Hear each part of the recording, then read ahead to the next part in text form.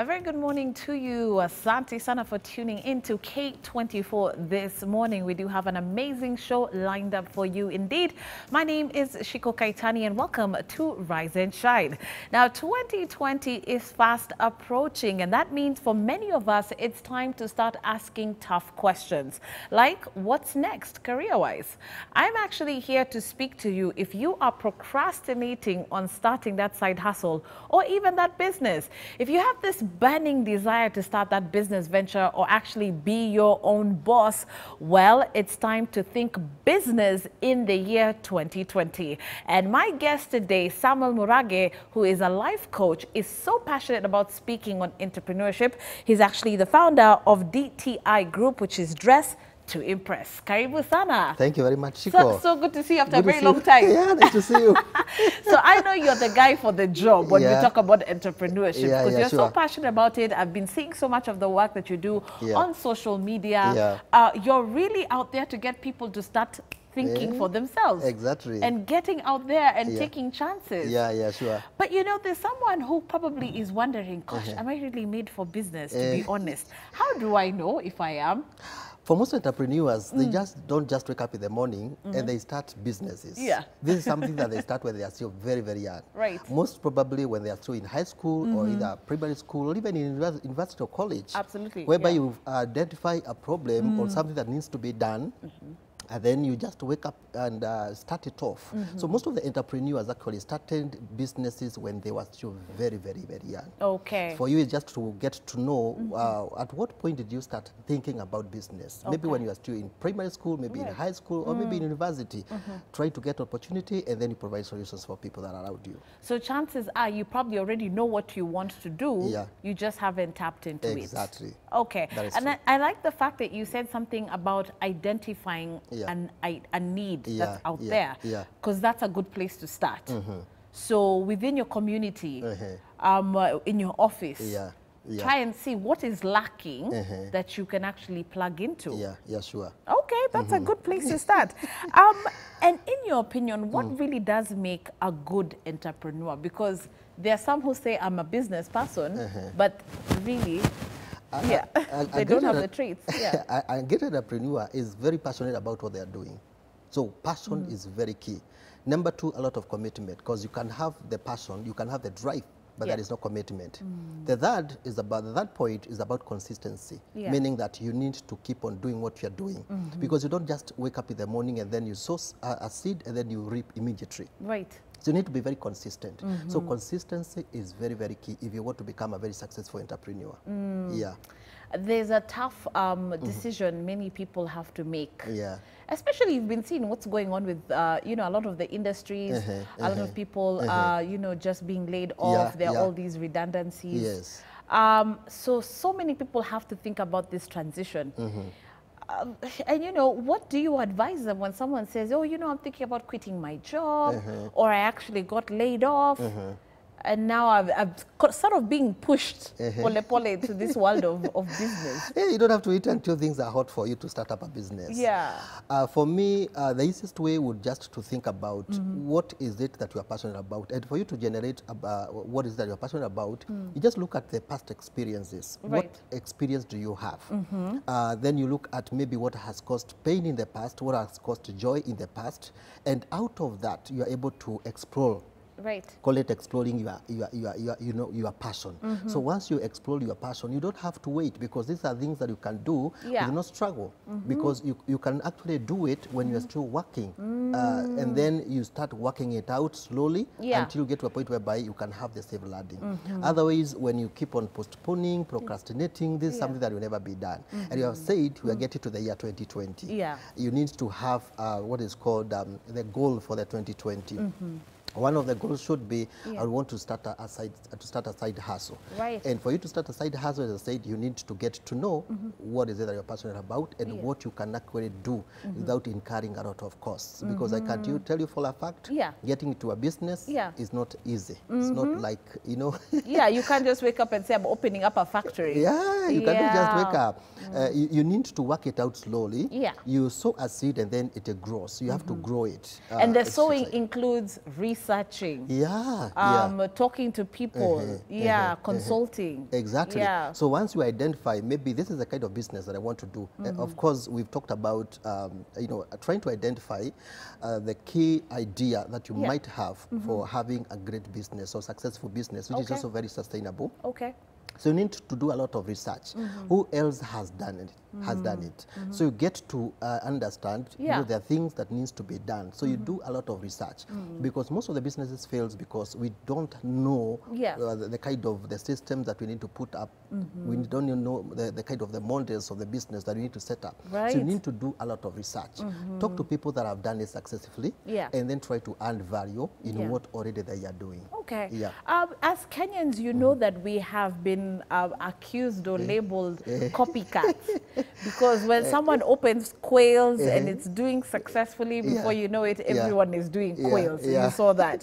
One person opened up M-Pesa shop and they're like, oh, okay, this is working out. Now you've got hundreds of M-Pesa, the same shops on one street. So in terms of a business idea, how do I know what's winning then and what's not? Because I could easily say, you know what, I can see M-Pesa is working. Why do you think it's so dangerous for me to just wake up and put all my savings into opening up an M-Pesa shop? After all, it's working. It's working. Yeah. For me, I usually say, as long as it's an idea that is addressing a problem to a certain class of caliber of people, we call them the niche market, or maybe with the tribe. Right. As long as it's addressing a problem and you're providing a solution, no matter how small that idea is. Right. No idea is a small idea. If you execute on that small idea, it will grow to become a very big business, an empire that is. Yeah, so there is no small idea. Yeah. Yeah, just to identify what is it that you're addressing, maybe the problem, and then you provide a solution. That small idea that you think is a small idea is actually a very big idea. And do you think that all these shops, all the mobile shops that sit next to each other, all the M-Pesa shops that sit next to each other, each of them have a very unique selling points to them? They do. And really? They always attract. They always attract a class of people. They always attract a class of people. Right. Whether it's just like petrol stations, either Total is here, Shell is there. So you find that there are people that always fuels in this petrol station. It works actually the same way when it comes when you are starting up the business. But of course, you also get to know, as you're saying, when you're putting up maybe an M-Pesa, get to know in that location, don't put something that is totally different. Because you are trying to pull in more people. It's just like where you have a lot of nyama chomas, you know? Zimepanga laini. So watu wanajuanga mahali fulani pa kukula nyama. So you find that it becomes so easy for you even to get the customers. Why? Because that location has an identification that you get the best nyama choma in that area. Right. Yeah. So it's very, very important. Okay. And even as far as when you go, on the ground and you're talking to a lot of startup biasharas, how do you also encourage them to be unique in their own way then? You just try to add value to what somebody else is not doing. Okay. Trying to identify what is it that has always been done. Can you try to do something different? And I give you like an example. Being an image consultant, I look into the other people who are doing the same kind of stuff. Right. And I thought, what is it that I can add value to bring in a very good combination? So I thought of, you can dress very well, but you don't have the ability to communicate. So I married the two. Okay. So looking very well and smartly dressed. Right. But of course also when you start speaking, you speak and you deliver presentations effectively. Right. So that's a very good combination. They go hand in hand. They go hand in hand. Because unaweza kaa vizuri sana lakini sasa kuongea. Yes, ni shida. It becomes a problem. So you just try to identify what kind of value can you add. Because there is nothing basically that is new under the sun. Okay, so people would ideally choose dress to impress because there is that value add as opposed to you just showing me how, in terms of etiquette and dress code, how to work things out. I'll also get public speaking. Because it's quite important that we say you can have the good products, you can have the best services, but that inability to communicate is like winking at a girl in the dark. So you basically need to communicate and pitch business ideas. I like it. Well, I would imagine that if you wanted to be realistic as a businessman, you have to buffer yourself for the tough times that are coming. Yeah. Because I'm sure those who've made it will not say the road has been easy. Oh my, it's a very challenging moment, because when you jump into the business, it's like you start swimming for the first time. Right. It's very crazy, because you start off with a lot of excitement. You already have people that you are thinking they can buy, and of course they'll buy. But as the time goes by, you exhaust the pipeline, so you don't have new customers coming in, and then the graph of income starts going down. Right. And before you know it, it's already at zero. And at some point, you get to what is called the rock bottom, whereby you cannot go beyond that level. That is where you don't have a lot of people coming into you to buy your services or your products. Right. And then the competition is very stiff. Okay. And then you find that people are already discouraging you. And that's the reason why, according to a research which has been done, out of the businesses that are started, by the time you get to the third year, is only 1% that remains. So it's only just one business that year. So most businesses dies between the first year and the third year. The 9 businesses. And it's so disheartening. I'm sure, you know, over the registrars, there's millions of ideas that have been registered as businesses, but they are not existing today. Exactly. So how do you go about buffering yourself or preparing yourself for those tough times? You need to, before you start up the business, you need to see that business 5 years and beyond. Oh, wow. So literally a vision for it. You need to have a vision. That's why even the Bible says where there is no vision, people die. Yes, okay. And even in business, it's the same thing. Yeah. You need to know where you are going, where are you headed. So you get to know you need to have that vision. So when you start up the business, don't see it like the next month, 1 year. Just see beyond that 5 years. Right. Because you can never go where your mind has never gone. If you need your business to grow, then it has to start from the mind. So if you see it, then you can get it. Right. So you need to see, you need to have that vision. Where do you want to go in the next 5 years or the next 10 years? Right. And then from there now, you get to have the commitment. Because I tell you, there is a lot of commitment, there is a lot of sacrifice. Yeah. Because as I said, it's not walking in the park. You need to really work it out. Right. Sometimes you feel that you are exhausted, you want to switch in and get to another idea, and people will come to you and tell you, Shiko, there is another good biashara that has come up with. Yes. You know, for fish, for poultry farming. You get people coming in. Right. You get a lot of distractions. So you get to have a lot of commitment. And of course, also focus is very important. Right. You start something and then you focus. Focus is about saying no to 1,000 better ideas. Right. Because when you are in the journey, you get a lot of distractions. And by the way, that is so true, because you will get tempted to dip your, your finger in that other pot. Exactly. Dip again on another pot, because they all look lucrative. Very, very, very. Yeah. Lucrative. So don't be listening to, hey, I have an idea. I have it's not a good idea to do so. It's not a good idea, because people come up with a lot of ideas. Say, can you import this stuff? You try it. And then after 1 year, you try another thing. You try another. Then by the end of the 5 years, you started something that would have turned out to be a great business empire. But then you failed. That's true. Yeah. So you start up a business, focus, and then have the commitment. So Tops, if someone is doing more than like 3 things, really, that's not focusing. No, that's not focusing. You can't be running a restaurant, you have a boutique, and you're a farmer at the same time, and then again, you want to open up a garage. It's not workable, because you cannot be a master of so many. Right. We say you cannot really dominate what you've not mastered. So you need to master one thing. Right. And then give it some time, even 5 to 7 years. And then you start growing branches out of what you started as one. Because focus brings expansion. Yeah. When you focus on one thing, for so long, you keep on getting a lot of new ideas. You start branching out. Maybe after 5 to 7 years, you start branching out.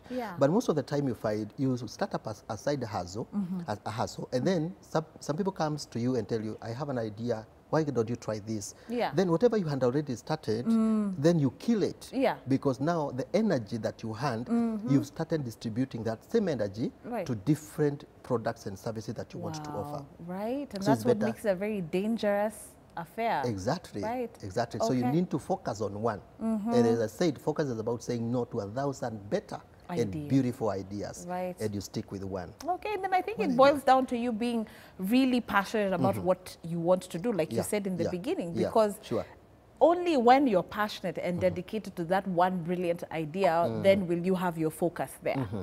Yeah. That is true. That is when you can only have your focus. Yeah. When you just have one idea and you know this idea, automatically it can work, then you give it to your best. Once you give it to your best, then this other energy that maybe you'd have used to do other businesses, you are able to have a very productive business. Right. And that's the reason why I think most of the time we go wrong. Yeah. I've looked at the Asians, the way they stick into one thing. If it's a car shop, you find that car shop has been there for the last 10 years or 15 years. Right. Yeah. So absolutely.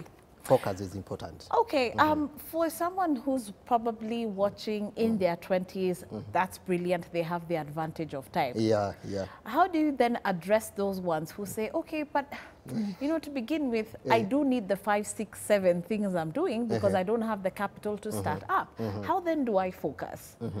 Because I have to do all these things to make all this money. Then you have on the flip side someone who's much older who says, it's too late for me to even start a biashara. Let me just continue in what I've been doing. For me, I say when it comes to entrepreneurship, it's not about the years. You can still be very young, but you still focus into one main idea. You don't have to keep on jumping from here to there, because time wasted is never recovered. Yeah. If I knew about this when I was too young, maybe I would still be very, very far by focusing on one main idea. Absolutely. And one of the things that I can tell the young people that want to get into entrepreneurship is that they need to have like a mentor, people who can help them get clarity into exactly what is it that they are passionate about, where their strength is, and how they can get into the business, so that they don't also, you know, get into a lot of issues. You tried something, and by the time you are getting into 40, you've tried almost like 20 stuff. It's true. It's true. Yeah, it's better you just get a mentor. Take time. Take time, and then get a mentor, and then that mentor will basically help you to start up. Okay. Give us some insight into your seminars when you're on the ground. What are some of the frequently asked questions you get when you're speaking to a lot of startups? Yeah. One of the questions that we get a lot is about clarity. Okay. That's about how can I generate a brilliant idea, or how can I turn my passion into profit? And of course, what is it that I'm passionate about? Because most people, they don't know what is it that I'm passionate about. But not all what is that you're passionate about, you can turn it into business. Okay. You need to identify whether it can relate into the lives of the people that surrounds you, or maybe you call them maybe your niche market. Yes. So one is about clarity. How do I get clarity? Right. And of course, we help them based on the experiences that they've had in the past. And looking at the past experiences, maybe you went somewhere and you got into a problem. Yeah. And that problem, now you provided a solution. Okay. You can provide a solution. Yeah. And of course, that which has caused joy in the past. Maybe like for me, I was just watching a show. Yeah. How do I look? And I thought, wow, I am really passionate about. Do you like that show? Yes, I do. And they've got so many editions, South Africa, America. So how do I look really did inspire you? Definitely. Yeah. Okay. So you just know what inspires you. Yeah. And then from there you start it off. Yeah. The next question is about, where do I get the capital? Okay. I do usually say it's not about the capital, as long as your mind has put things down. Yeah. And you say, this is something that I want to go, that is what we call the law of attraction. What you think about most of the time, you attract it. Really? Yes. You 100% believe in that? I do. Wow. Okay. I do, because when you keep on thinking about how can I provide this solution, you get people that comes on your way, because where there is vision, there is provision. I like that. Where there is vision, there is provision. Exactly. So keep that vision alive. Before you know it, you've got people coming to you. Someone pitches this to you. Someone is offering to buy into your idea.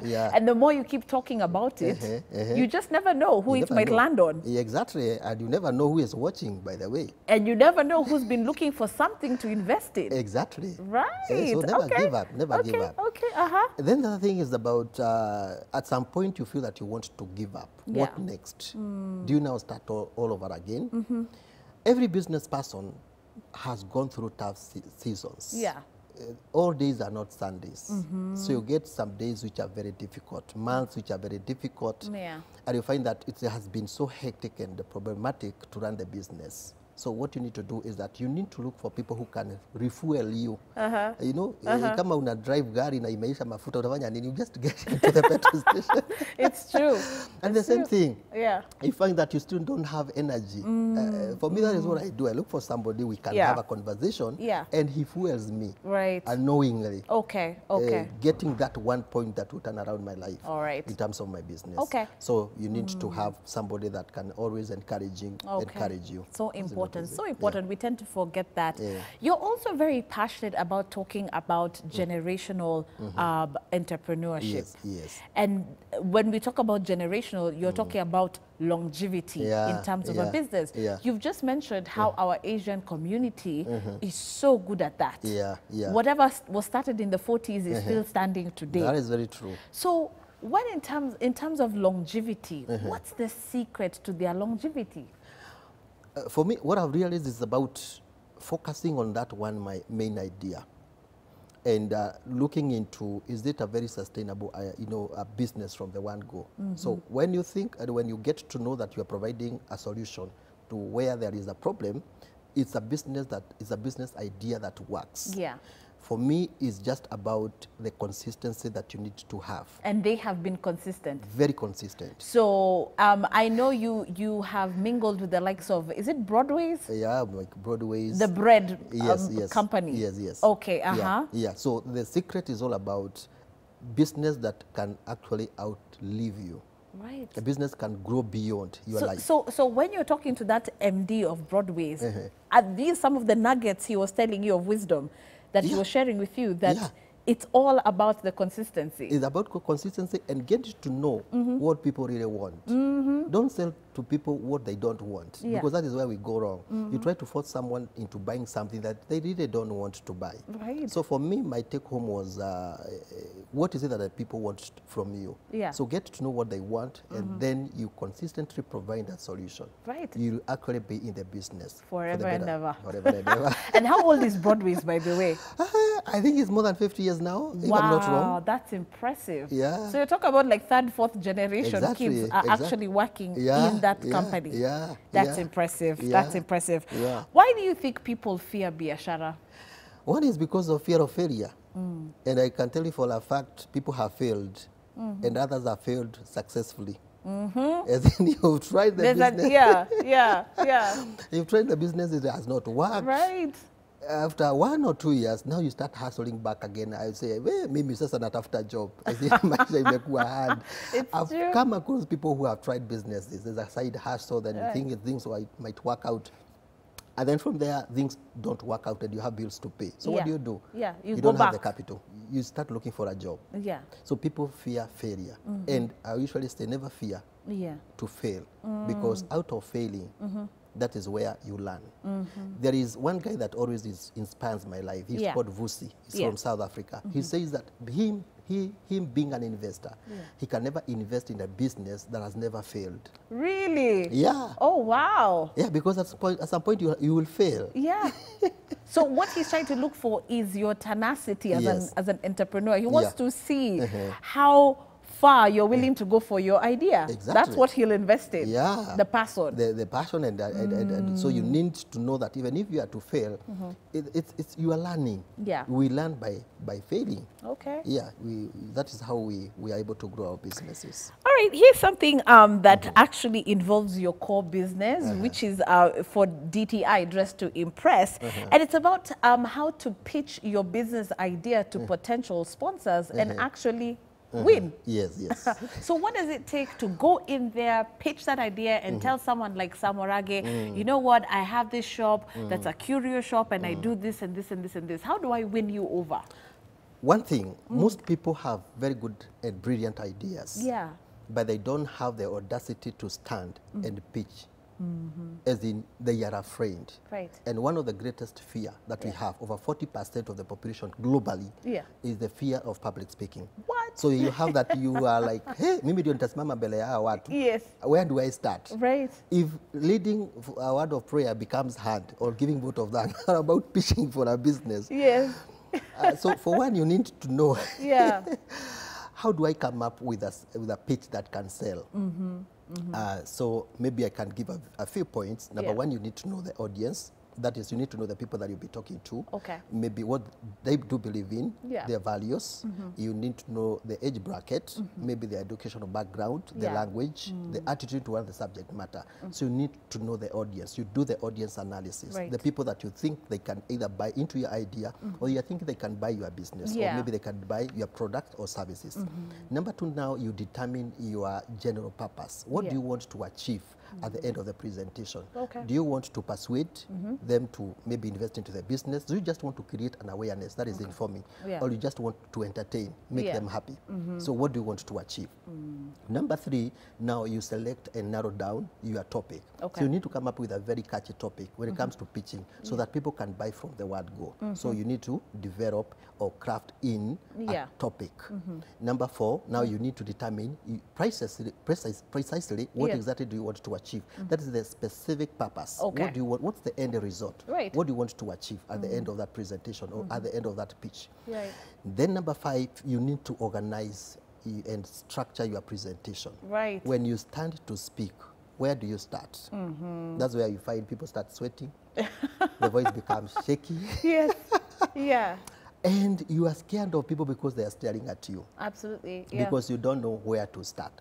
At what point do you really want to catch the attention of Right. those people that are listening to you? Right. So you need to structure the presentation. I usually say you need to have like an icebreaker, creating a very good environment where Okay. people can converse with you. Right. You need to have the introduction, that is get to know the topic and the objectives of the day. And then also you need to have now the body where you're addressing a problem, you're providing a solution, and then you call to action, and Yeah. then make the conclusion. Okay. So you Okay. need to organize that. Right. And then sixth point, then you need to rehearse. So don't just wake up and then go and do the presentation. Right. You need to rehearse it. Okay. You stand in front of the mirror and then you rehearse it and you I like perfect that it. one. Yeah. Once you perfect it, Yeah. it can become so easy That's for true. you to win Okay.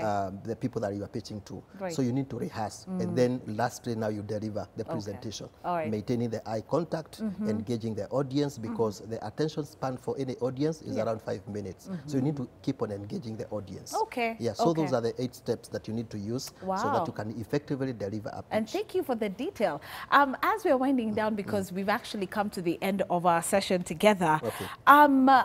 you highly advocate for people to always look their best. Yes. And we keep hearing about this, you know, Yeah. that how you look determines a lot. Yes, yes. Okay, do you want to wind up with that and tell us the importance about why that will help your pitch?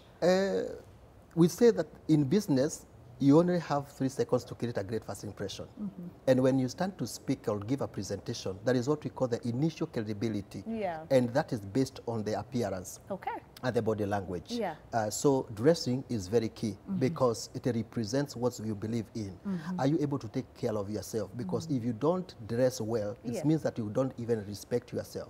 So Right. you really need to take care of yourself. You look neat when you're doing a presentation. It's like you're also respecting the people that you are speaking to. So dress makes a man, Yeah. and dress makes a woman. And dressing opens opportunities and many doors for you. Wow. You never know who is watching. All right, sawa Yes. sawa. With that being said, I have to say thank you so much for some great tips, even as we're getting into the new year, on how we can actually start, you know, just jogging ourselves into it. And before you know, we're going to be running the full race and the Yeah, marathon yeah, sure. into those business That is true, ventures, that is you true, know. that is But true. asante sana for at least, you know, sparking it for us. A big thank you to Samuel Murage. He is definitely the founder of Dress to Impress Group and also, of course, a life coach. Absolutely passionate about speaking on entrepreneurship. If you would like to speak to him or get in touch with him, you can definitely check him out as well on his social media platforms. Of course, look for Dress to Impress on Instagram, Facebook, and of course, Twitter. And remember, if you've got the passion, there will be provision. Keep that in mind. Thanks for watching. And of course, we'll take a short commercial break. There's more on the other side.